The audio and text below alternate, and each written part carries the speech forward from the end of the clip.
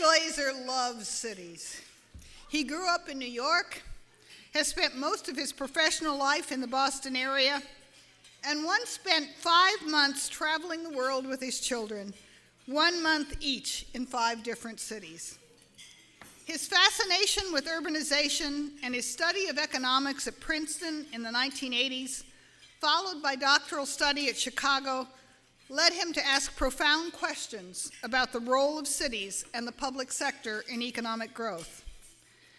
When he began his professional life, the field of urban economics had declined, as the federal government had drastically cut support for urban research.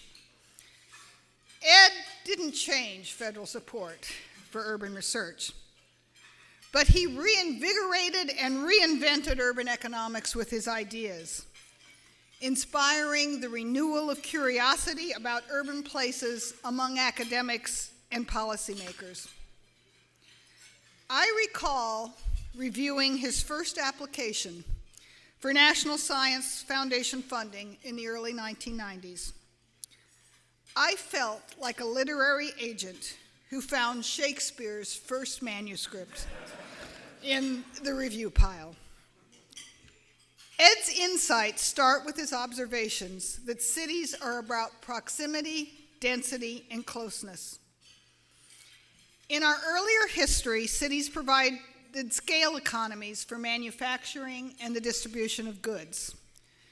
Cities today are still about scale economies, but now in creating ideas and in sharing them within and across different industries and uses. In the developing world, cities are still about scale economies in manufacturing and the distribution of goods. Ed has shown us that cities provide what the rich want and what the poor need, improving the lives of the rich and the poor. More specifically, he has explained how increasing urban density leads to greater productivity of firms and workers, why cities attract the poor by providing them more opportunities, and the rich by improving their consumption levels, how different regulations have improved and harmed cities. He has documented how building new projects in cities losing population is improvidence, and how regulations contribute to increasing costs of housing in New York City and San Francisco. In 2011, the body of research he had shared with economists was integrated into the best-selling book, Triumph of the City, widely regarded as a masterpiece of social science for all of social science, a very rare achievement for an economist. It is a landmark accomplishment for those of us interested in regional science and urban studies. In the book, Dr. Glaeser systematically debunks what had become aconventional wisdom about cities. Cities are not post-industrial population centers with tenuous fortunes beset by poverty, broken and doomed. Cities are far more resilient.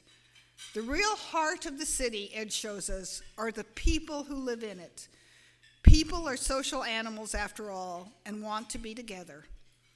And it is the city that brings us together. New technology and globalization are not the enemies of cities, they are friends.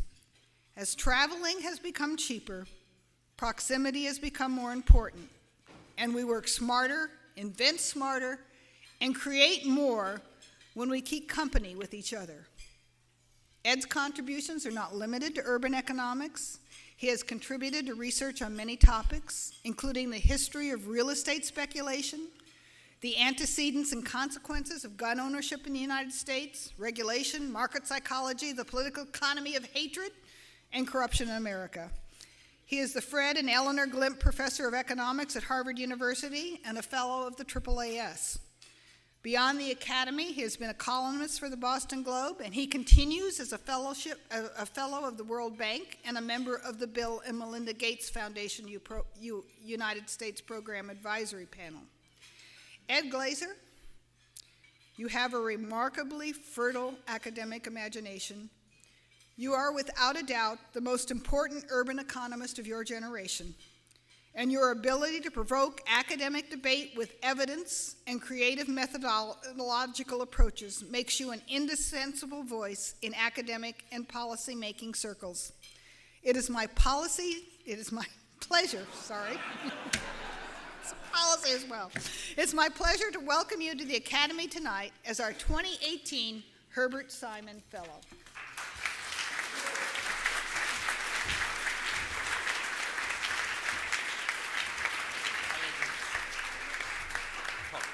What are the medals? Do we need the medals afterwards? The medals for... This is a complication. He's taller. I can kneel, of course. There we go. Thank you, Dan. I'm really terribly honored to be here with my fellow social scientists, with so many people that I've admired for so many years.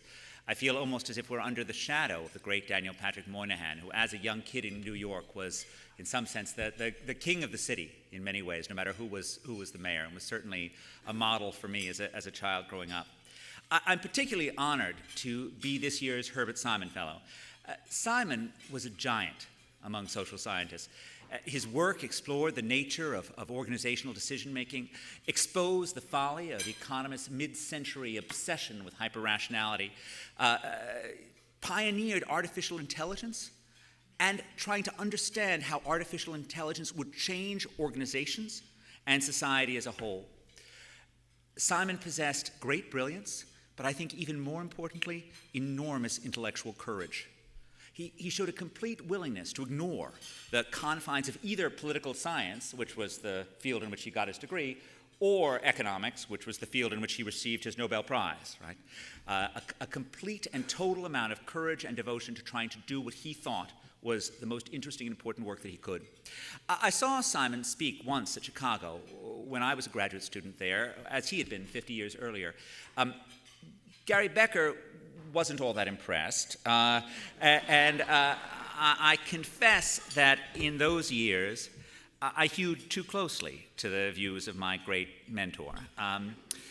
Becker was open, just barely, to semi-rational alternatives to mainstream utility maximization. But he was not open to any theory, rational or not, which did not, in his opinion, meet the crystalline clarity of his own mind. Simon's satisficing never quite met that test. It pushed against hyper-rationality, but never quite abandoned maximization. Right? Simon wanted to remain rooted in the Newtonian structure of optimal decision-making, but still introduce a bit of messiness, a bit of the reality of human foibles. In a sense, Simon struggled with what I've called Tolstoy's corollary, named after that famous opening sentence in Anna Karenina, that there is only one way to get an optimization decision right, and an uncountable number of ways to get it wrong. And indeed, this is the challenge that Simon ran up against, right? And he ran up against it without the avalanche of evidence that has been subsequently generated by Danny Kahneman, Amos Tversky, and their followers. And without that evidence, it perhaps proved impossible to generate an elegant, universal alternative to Beckerian rationality. That universal alternative eludes us still, but Simon will always keep his place as the first intellectual explorer, right, who pushed against those blinkers that had afflicted my dismal scientist forebears in the mid-20th century. Simon's interest in cognitive limitations seems to have been inspired by his attempt to understand administrative behavior and decision-making, which came originally from his undergraduate collaboration with Clarence Ridley on measuring municipal activities.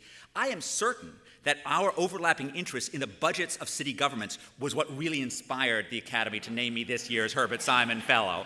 And I am so glad. I want to take this as a vote of confidence from the American Academy of the importance of studying, right, the budgets and particularly the unfunded pension liabilities of our nation's cities, because that's I think what Simon would have wanted. It is obviously nonsense to anyone to assume that any large organization perfectly maximizes anything, or that bureaucrats within the organization somehow seamlessly always act in the interests of some larger good. That certainly doesn't feel like any city hall that I've ever visited. Simon's administrative behavior, his book, is justly seen as a landmark in the social science of large organizations. And indeed, while Simon's satisfying has never seemed like a perfect description of most ordinary human errors, I think I screw up in much more extreme ways than merely satisfying, it does seem to fit many organizations, especially public organizations, perhaps because the incentives of those organizations are organized around binary cutoffs for promotion or dismissal, and workers just have to climb over an edge, which perhaps fits Simon's model. Simon, of course, didn't just work on measuring municipal activities, a topic that is still evergreen today, but he also made important contributions to understanding the connection between Zipf's law and Gibrat's law, how the proportional growth of cities leads to the rank size rule in city sizes that has subsequently been explored by my colleague and former student Xavier Gebex. His first academic job, and this was a really amazing connection between us that I didn't know, was at the Illinois Institute of Technology, which found him teaching architects and studying and teaching under the aegis of Mies van der Rohe. My father was actually an architectural historian and the curator of the Mies van der Rohe archive at the Museum of Modern Art when I was a child. Like Simon, I have often been baffled by the tendency of architects to act as if it was an outrage that their clients had any right whatsoever to specify what their building should look like or what they should do. But also like Simon, I think it's hard not to also have a great deal of admiration for the field of architecture. It seems clear that Simon's later work on the architecture of complexity drew something from his early architectural surroundings, and Simon's later work on the superiority of diagrams to sentences. And of course, this is a particular sentence for David Leonhardt, who's done as much on this in the New York Times as anyone, but the superiority of using diagrams of pictures relative to words in many contexts clearly must have drawn something from his learning at IIT and his proximity to Mies. Simon fit into no mold. He was a sunburst of intellectual energy. I am truly honored to bear the fellowship holding his name. Thank you.